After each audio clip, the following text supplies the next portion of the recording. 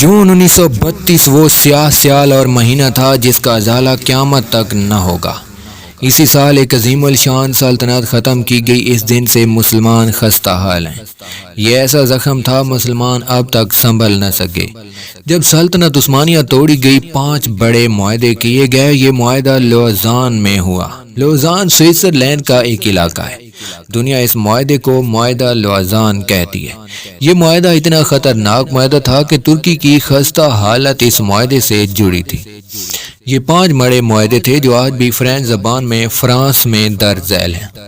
معاہدہ پہلا، سلطنت عثمانیہ ختم کر دی جائے گی اور اس کے سلطان اور خاندان کچھ لاپتہ کر دیے گئے، کچھ کو شہید کر دیا گیا اور کچھ کو جلا وطن کر دیا گیا۔ دوسرا معاہدہ، ترکی میں اسلام پر پابندی لگا دی گئی ہے، وہاں عربی میں اذان نہیں دی جائے گی، نماز گھروں کے اندر، برقع ختم، اسلام کی بات کوئی کھول کر نہیں کرے گا۔ تیسرا، ترکی کو سیکولر ریاست بنا دیا جائے گا اور خلافت کے اثاثے جو 3 براعظموں تک پھیلی ریاست کے اثاثے تھے ضبط کر لیے گئے۔ چوتھا معاہدہ، ترکی اپنی ہی زمین سے معدنیات نہیں نکلا سکے گا، اسے ہر چیز خریدنی پڑے گی، ڈرلنگ بھی نہیں کر سکے گا، تیل وغیرہ بھی نہیں نکال سکے گا۔ کہتے ہیں یہ پابندی سب سے زیادہ خطرناک تھی، کسی ملک میں معدنیات ہوں اور وہ نکال نہ سکے۔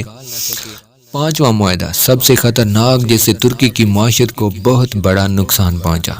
ترکی میں ایک سمندر ہے باسفورس جو دنیا تجارت کے لیے ریڑھ کی ہڈی سمجھا جاتا ہے، پوری دنیا کا سامان وہاں سے گزرتا ہے۔ معاہدہ میں لکھا گیا کہ ترکی کسی بھی بحری جہاز سے ٹیکس وصول نہیں کر سکے گا۔ یہ تھے وہ 5 بہت خطرناک معاہدے جسے معاہدہ لوزان کہا جاتا ہے۔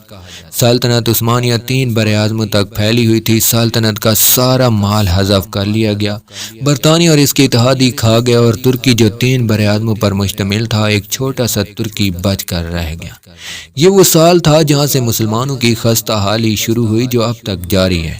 پوری دنیا میں اگر کوئی مظلوم ہے تو ہم مسلمان ہی ہیں۔ بہرحال یہ تو تھا معاہدہ لوزان جو کہ 2023 میں ختم ہو جائے گا اور ترکی سے ساری پابندیاں اٹھ جائیں گی۔